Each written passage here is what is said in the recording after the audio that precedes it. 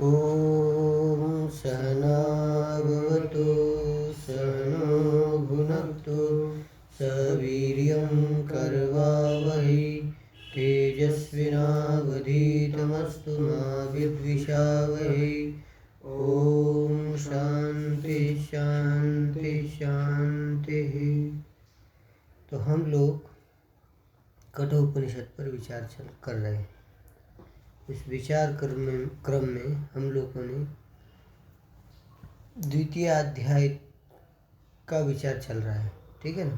तो द्वितीय अध्याय के द्वितीय वल्ली तक विचार हमने किया है। अब हमें तृतीय वल्ली पर विचार करना है, ठीक है ना जी। तो उसका अवतरण भाष्यकार भगवान लिखते हैं, जैसे कार्य के निश्चय से कारण का निश्चय हमें होता है, देखा जाता है व्यवहार में, है ना। जैसे आप आम्र वृक्ष का देखते हैं, आम्र वृक्ष रूप कार्य वृक्ष को देखते हैं, तो उसका जो कारण है, बीज है, उसका निश्चय हमें होता है कि नहीं होता है। उसी प्रकार जगत रूप कार्य है ना। जगत क्या है? ये सब कार्य, ब्रह्म का कार्य है। तो कार्य, जगत रूप कार्य, इस जगत संसार को यहाँ पर वृक्ष की उपमा दे रहे हैं, ठीक है ना जी। तो जगत रूपी जो संपूर्ण वृक्ष रूप कार्य है, ये जो वृक्ष है उसको, ठीक है ना, उस जगत रूप वृक्ष को, वृक्ष के जानने से, उसके निश्चय से हमें उसका जो मूल कारण परमात्मा है, ब्रह्म है, उसका उदाहरण होता है, ठीक है ना। वो कार्य है, जगत रूप वृक्ष कार्य है। तो कार्य है तो उसका कारण कोई ना कोई होना चाहिए। तो उसका कारण जो है वो परमात्मा ही है। उस परमात्मा का अवधारण हो जाए, जो मंद जिज्ञासु है, मंद अधिकारी है, उसको उस परमात्मा का निर्धारण हो जाए, उस परमात्मा के विषय में उस परमात्मा का निश्चय करने की, उसको निश्चय कराने की इच्छा से श्रुति यहाँ पर बता रही है, ठीक है ना जी। कार्य के निश्चय से कारण का निश्चय होता है जी। तो अब कार्य संसार है, उसके निश्चय से परमात्मा के निश्चय साधक को कराने की इच्छा से, ठीक, इस वल्ली का आरंभ किया जा रहा है। क्योंकि बंधाधिकारी है, मंदाधिकारी को एक बार समझा दिया तो वो समझ नहीं पाता है जल्दी। इसके लिए उसको अनेक युक्ति के द्वारा श्रुति भगवती क्या करती है, समझाती है कि देखो ये ऐसा है। पहले समझाया कि तमेव भांतम अनुभाति सर्वं तस्य भाषामिदं सर्वं भाति, जिसके उस परमात्मा के ही प्रकाश से सब प्रकाशित होते हैं। अब वो क्या समझेगा, परमात्मा के प्रकाश से सूर्य प्रकाशित होता है, तब वो मंदाधिकारी समझेगा कि भैया सूर्य प्रकाश है, सूर्य जैसे गोला प्रकाशित हो रहा है, उससे भी बड़ा कोई प्रकाश होगा तो उससे प्रकाशित होता है, तो वो जान नहीं पाएगा ना। तो उसके लिए श्रुति बार बार आने की उत्पत्तियाँ बता रही है। उसी मंदाधिकारी को कार्य के द्वारा कारण का अवधारण करने की इच्छा से ये वल्ली का आरंभ किया जा रहा है। तो उसमें प्रथम मंत्र है, ठीक है ना। क्या है प्रथम मंत्र? देखते, ऊर्ध्वमूलो अवाक्षाख एषो अश्वत्थ सनातनः तदेव शुक्रं तद्ब्रह्म तदेवामृतमुच्यते तस्मिन् लोकाश्रिताः सर्वे तदुनात्येति कश्चन एतद्वै तत्। ये मंत्र है। इस मंत्र में संसार को वृक्ष की उपमा दे रहे हैं, ठीक है ना। संसार क्या है? वृक्ष। ये संसार ही क्या है? वृक्ष है। उपमा वृक्ष की दे रहे, तो संसार और ये वृक्ष है। वृक्ष में साम्य क्या है, ठीक है ना। और साम्य क्या है तो बताएंगे साम्य कैसे है। संसार जैसे क्या है? परिवर्तनशील है, चलायमान है हमेशा। उसी प्रकार जो अश्वत्थ वृक्ष की उपमा दे रहे, पीपल के वृक्ष की, वृक्ष की भी उपमा दे। कौन सा वृक्ष? पीपल का। जो पीपल का वृक्ष होता है उसके पत्ते हमेशा जैसे चलायमान होते, ठीक है ना। वृक्ष क्या, उसके पत्ते देखते हैं आप, हवा से क्या नित्य चलायमान। उसी प्रकार संसार भी क्या है? चलायमान, परिवर्तनशील है, इसलिए उसको क्या कहा? वृक्ष है। और वृक्ष जैसा क्या होता है? छेदने योग्य, काटने योग्य, उसको काटा जाता है, ठीक है ना। काटा जाता है कि काटा नहीं? जाता है। उसी प्रकार अश्वत्थ वृक्ष पीपल को काटते हैं कि नहीं? जी उसी प्रकार ये संसार वृक्ष भी ज्ञान रूपी है ना तलवार से उसको काटा जाता है। असम ज्ञान से उसको काटा जाता है संसार जी। को।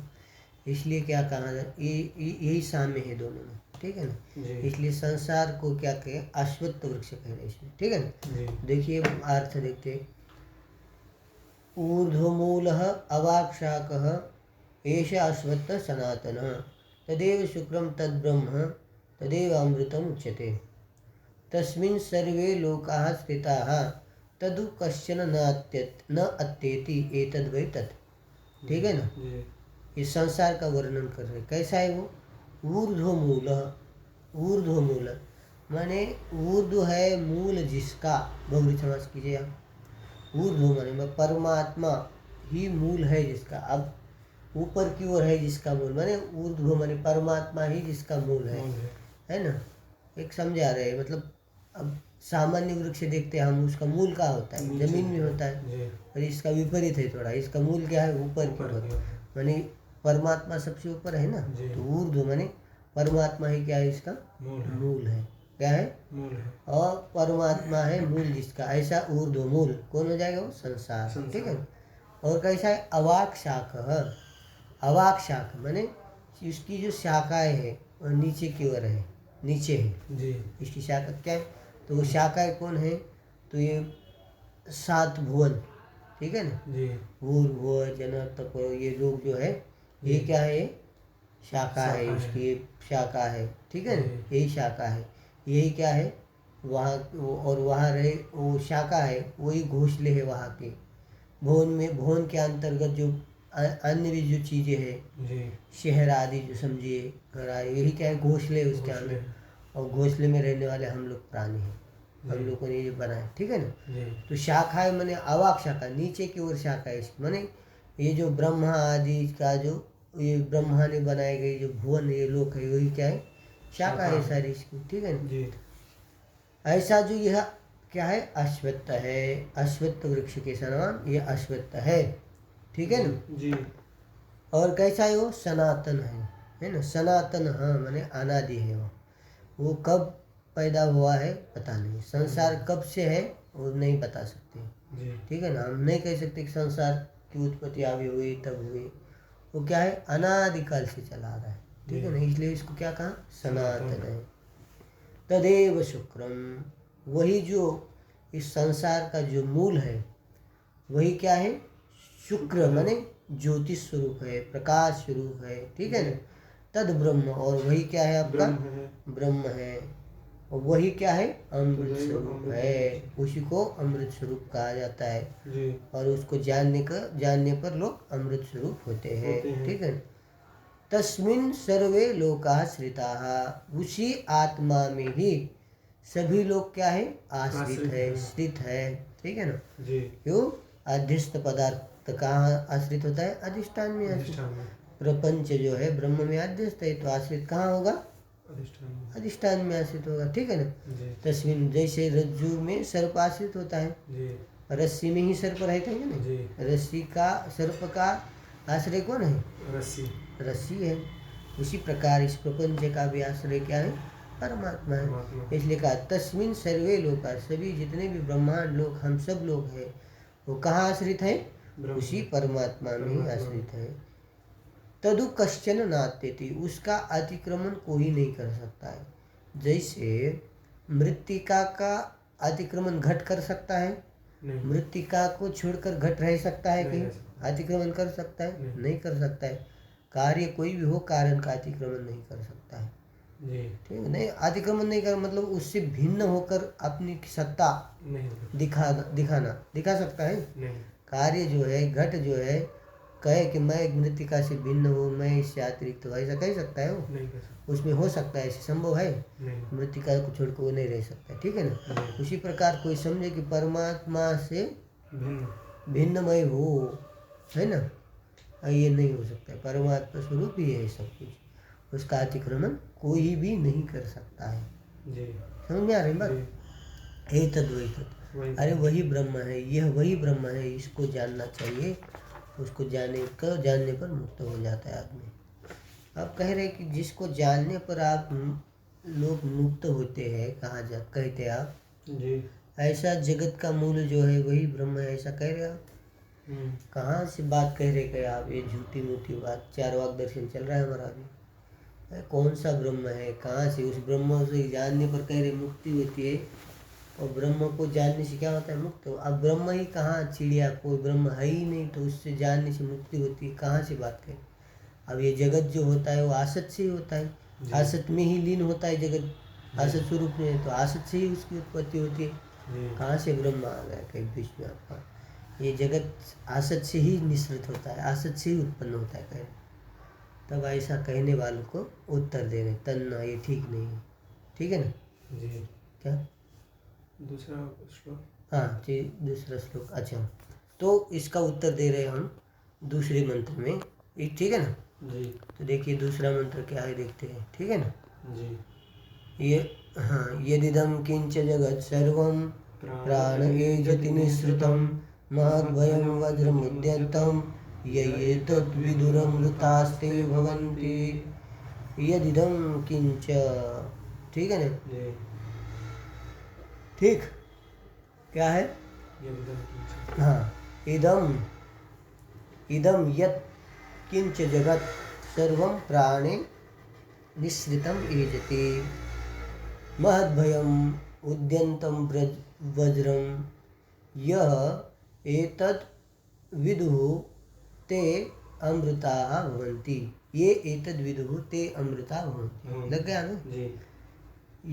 यह जो इदम यत्, यह जो कुछ, किंचित, किंच, ठीक है, यह जो कुछ जगत है, ठीक है ना, वो सब जगत प्राणे निःसृतम, प्राणे सति निःसृतम, प्राण माने आत्मा से ही उत्पन्न होता है। ठीक है ना?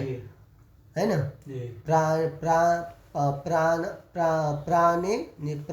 प्राण के होते हुए ही निश्चित माने उत्पन्न होता है। ठीक, ये एक लगाई। और प्राणे सति एजति, प्राण के रहने पर, प्राण माने आत्मा, आत्मा समझना है। ठीक है ना?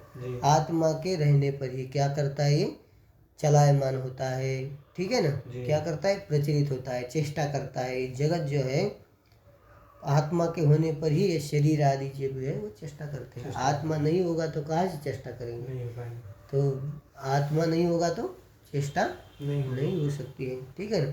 और इस प्राण रूप आत्मा नहीं होगा तो आसत से तो कोई कार्य की उत्पत्ति नहीं होती है। तो सत से ही सत कोई होगा, उस सत परमात्मा ही कार्य को उत्पन्न कर सकता। जिन्हें समझते आसत से कहाँ से कार्य उत्पन्न होगा? जो आसत है, वंद्या पुत्र है, वो किस चीज को उत्पन्न करेगा?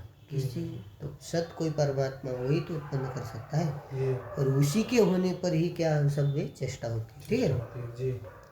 महद भयम, महद भयम, महच्च तद्भयम, महद भयम माने महत व्यापक जो भय रूप है। भय माने भय का कारण है, उसको सब डरते हैं। ठीक है ना? डरते हैं कि नहीं? चोरी करने वाला कहता है चोरी करता है, वो सोचता है, बाहर के देखने वाला तो सोचता है मैं तो देखता हूँ, स्वयं से तो डरता है ना। आदमी यदि ये होगा सात्विक, मतलब कोई योग्य आदमी होगा तो चोरी करते कहेगा, स्वयं को तो डरेगा ना, मैं तो देख रहा हूँ, तो स्वयं को देखता है, मतलब वो भय का कारण है आत्मा। ठीक है? कैसा है? भय का। उसी के भय से ही सब क्या होता है, ये सब व्यवहार क्या होता है, प्रवर्तित हो रहा है। ठीक है ना? इसलिए महद भय माने भय का कारण है। उद्यंतम वज्रम, उठे हुए वज्र के समान है। जो उठाई हुई तलवार होती है ना, तलवार सामने दिखाई देंगी किसी को तो क्या हो, डरेगा कि सामने? तो वैसे उठी हुई तलवार के समान है वो। भय का कारण है। जैसे तलवार भय का कारण होती है ना, उसी प्रकार ये भय का कारण है। ऐसा जो आत्मा है, उस आत्मा को ये जनाहा, ठीक है ना, बुद्धिमंता विदुहु एतदात्मानं विदुहु, इस आत्मा को जानते हैं। ठीक है ना? ते अमृताः भवन्ति, वो अमृत स्वरूप आत्मा को जानने पर अमृतत्व को प्राप्त होते हैं। निरपेक्ष अमृतत्व, अमर धर्म को प्राप्त होते हैं, मन रहितता को प्राप्त होते हैं। जी तो कह रहे कि देखिए अब इस आत्मा के भय से संपूर्ण जगत कैसे प्रवर्तित होता है, ठीक है ना, जी रहता है। आत्मा के भय से कैसे इसकी प्रवृत्ति होती है संपूर्ण जगत में जो पदार्थ है। तो उसको कह रहे हैं किन कौन कौन प्रवृत्त होता है इसके भय से, वो कह रहे हैं भयादस्य अग्निस्तपति भयात् तपति सूर्य भयाद इंद्रस्य वायुश्च मृत्युर्धावति पंचमः, ठीक है ना। जी ठीक है, भया अस्य भयात् अग्नि तपति, तपति अस्य भयात् सूर्य तपति, ये लगाना। अस्य भयात् इंद्र वायुश्च पंचमः मृत्युर्धावति, ठीक ना। इसके भय से ही, इसके डर से ही, ठीक है ना, क्या होता है, भयात् अग्नि तपति, अग्नि क्या करता है, तपाता है, जलाता है, ठीक है ना। और सूर्य भी क्या करता है, इसी के भय से तपाता है, जलाता है, प्रकाश देता है, ठीक है ना, सवेरे सवेरे, ठीक, उष्णता प्रकाश प्रदान करता है, सब लगाए हुए उन्होंने उसमें, ठीक है ना, समझे ना। तो इसी से, इसी के भय से सब ये सब कांपते हैं। ये नहीं होगा तो सब कोई काम ही नहीं करेगा, कोई राजा नहीं होगा तो प्रजा कैसे काम करेगी, मोदी जी नहीं होंगे तो कैसे सब लोग काम नहीं करेंगे ना, ठीक है ना जी। इसलिए यहाँ भी जो परमात्मा नहीं होगा तो ये सब कैसे काम करेंगे, अर्थात करेंगे नहीं। तो इसी के प्रेरणा से, इसी के डर से सब सूर्य भगवान जो समय दिया है उसी समय से वो आते हैं, जो समय दिया है उसी समय से वो चले जाएंगे जी। बारिश वो कहेगा तभी बरसेगा, समय समय पर अग्नि तपाएगा, ठीक है ना। जी। भयाद इंद्रस्य, भय से इंद्र बारिश बिरिश करता है इसके दार, ठीक है ना। और वायु इसके डर से बहता रहता है हमेशा, वो बिल्कुल शांत नहीं रहता है, शांत रहेगा तो जान ले लेगा सबकी, ठीक है ना। जी। मृत्यु और पंचम मृत्यु, ये जो पांच बताए ना, अग्नि वायु सूर्य इंद्र और पांचवा जो मृत्यु है, जो सब सभी का मारक जो मृत्यु है वो अपना काम करता है, सभी को समय समय में ले जाता है उठा के ठीक है ना। कपिल भगवान ने इसको बोला है, थोड़ा अपने ढंग से बोला है। अच्छा ठीक, मत भयाति बात वजन सूर्य, हाँ वो सभी ने बोला है, मत भयात बात होती है, उसी के भय से ही क्या होते हैं सब, अग्नि सूर्य ये चल रहे हैं, सब अपने अपने काम करते हैं, प्रवर्तित हो रहे हैं। ऐसी जो आत्मा है उस आत्मा को अवश्य जानना चाहिए, नहीं जानेंगे तो क्या होगा, इस चीज़ को, आत्मा को नहीं जानेंगे तो क्या होगा, इस बात को अगले वाले चतुर्थ मंत्र में कह रहे हैं। चतुर्थ मंत्र क्या है, यह चेद अशक्त बोधुम प्राक् शरीरस्य विस्रसः ततः सर्गेषु लोकेषु शरीरत्वाय कल्पते। इह चेद इह शरीरस्य विस्रंसः प्राक् बोधुम अशक्त, लग गया ना जी। ततः सर्गेषु लोकेषु शरीरत्वाय कल्पते, सीधा है लो, ठीक जी। यदि चेत मन यदि यह इस जीवन में शरीर से विस्रंसः, शरीर के नष्ट होने के पहले, ठीक है ना जी। आत्मा को यदि जानता है, ठीक, तो क्या होता है, वो मुक्त होता है, ठीक, ये यदि, हाँ ये भी बताना है, यदि इस जीवन में शरीर के नष्ट होने के पहले आत्मा को यदि जानेगा तो मुक्त हो जाएगा। अब इसमें कह रहे यदि इस जीवन में शरीर के नाश होने के पहले यदि बोधुम अशक्त, जानने के लिए नहीं जानेगा, यदि जानने के लिए असमर्थ होगा, ठीक है, नहीं जान पाएगा, ठीक है ना। इस जीवन में शरीर के नाश होने के पहले आत्मा को यदि नहीं जानेगा, ठीक है ना जी, नहीं जानेगा, ठीक, नहीं जान सकेगा तो क्या हो जाएगा, वो क्या हो जाएगा, ततः माने उस अनुभूत से, उसको न जानने से, आत्मा को न जानने से क्या हो जाएगा, ततः माने अनुभूधे, अनुभूधे, ठीक है ना, अनुभूधात माने तथा माने अनुभूत, अनुभूत से न जानने से क्या होगा, सर्गेषु लोकेषु, सर्गेषु लोकेषु माने सृजन्ते येषु सृष्टव्याः प्राणी, जिसमें प्राणी का सर्जन होता है। ऐसे पृथ्वी आदि जो लोक है, जी सर्ग माने पृथ्वी आदि लोक, ठीक, जी जिसमें प्राणियों का सर्जन होता है, उस सर्ग में पृथ्वी आदि लोकों में ये ना शरीरत्वाय कल्पते, माने शरीर भाव को धारण करने के लिए समर्थ होता है, माने पुनः पुनः जन्म मृत्यु को ही प्राप्त होता है, मुक्त वो होता नहीं है। जी। इसलिए इस जीवन में उसको जानना शरीर के नष्ट होने के पहले आवश्यक ही उसको जानना ही पड़ेगा, ठीक है, क्योंकि इसी शरीर में ही शुद्ध अंतकरण के द्वारा स्पष्ट रूप से उस आत्मा को जाना जा सकता है, इसी मनुष्य शरीर में अथवा ब्रह्मलोक में। दो ही स्थान है ऐसे कि जहाँ आत्मा को स्पष्टतया जाना जा सकता है, इसलिए इसी शरीर में हमको उसको जानना आवश्यक है, ठीक। ये शरीर है मनुष्य लोक अथवा ब्रह्मलोक में। ब्रह्मलोक। अब इसमें नहीं जानेंगे तो वे गए, फिर गए ब्रह्मलोक में जानेंगे। और क्या ब्रह्मलोक इतना सस्ता है, ब्रह्मलोक जाने के लिए कई पापड़ बेलने पड़ते हैं, सीधा नहीं है, तो कह रहे इसलिए इसी में जान लो, जानना इसी में सुलभता है, शुद्ध बुद्धि के द्वारा इसी में इसी शरीर में उसको जाना जा सकता है। इसलिए जोर दे रहे कि इसमें नहीं जानेगा, इस शरीर में रहते हुए उसको नहीं जानेगा तो वो बद्ध ही रहेगा, मुक्त नहीं होगा, कि ठीक है ना। इसलिए इसी शरीर में उसको जानना चाहिए, ठीक है, इसी शरीर में उसको जाना जा सकता है स्पष्ट रूप से। इसी बात को पंचम मंत्र के द्वारा कह रहे हैं, ठीक है। पंचम मंत्र देखते हैं हम। यथा दर्शे तथात्मनि यथा स्वप्ने तथा पितृलोके यथाप्सु परिव ददृशे तथा गंधर्वलोके छाया तपोरीव ब्रह्मलोके, ठीक है ना, जी बात समझ में आई ना। यथा यथा आदर्शे यथा आदर्शे तथा आत्मनि यथा स्वप्ने तथा पितृलोके यथा आपसु इव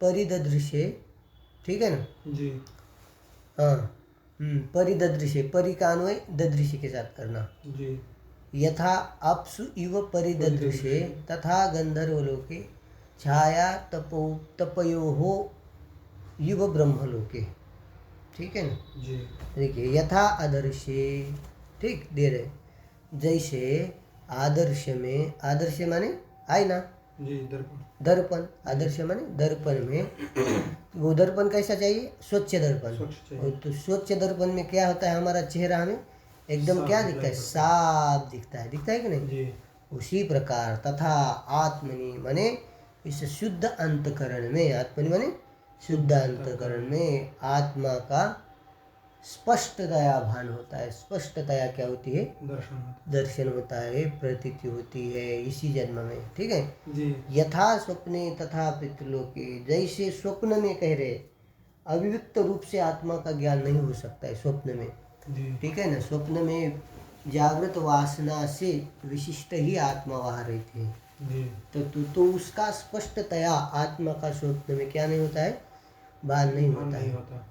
जैसे भान नहीं होता है उसी प्रकार पितृलोक में भी, ठीक है ना, स्वर्ग आदि लोक में भी आत्मा का स्पष्टतया भान नहीं होता। क्यों नहीं होता है, क्योंकि वहाँ बुद्धि जो है ये भोगों में आसक्त पड़ी हुई है, वहाँ भोग भोगने के लिए गया है वहाँ, तो पितृलोक में बुद्धि आसक्त है वहाँ, तो आसक्त होने से वहाँ मिली हुई है पूरी विषय आसक्त हुई है, तो पृथक रूप से उस आत्मा को वहाँ भी नहीं पितृलोक में नहीं जाना जा सकता है उसको, ठीक है। यथा आपसु, जैसे जल में, ठीक है, जैसे जल में हमारा जो चेहरा है वो स्पष्ट नहीं दिखता है, नहीं दिखता है, हिलता है थोड़ा, जब ये हो गया तो हिलता है, ऐसे भी दिखता नहीं है ठीक ठाक, ठीक है, दिखता नहीं। यथा आपसु परिदृश्यते, नहीं, ठीक है ना।